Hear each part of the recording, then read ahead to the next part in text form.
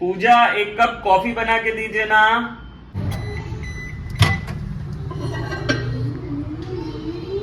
अरे बेबी, पानी तो गर्म ही नहीं हो रहा है, लग रहा है माइक्रोवेव खराब है। अरे तो इसमें मैं क्या कर सकता हूँ? होम ट्रायंगल के ऐप से उसका सर्विस बुक कर सकते हैं ना। अरे इसका प्राइसिंग तो काफी रीजनेबल है, एसी सर्विसिंग भी करवा ले क्या? हाँ प्लीज, समर भी आ रहा है अब।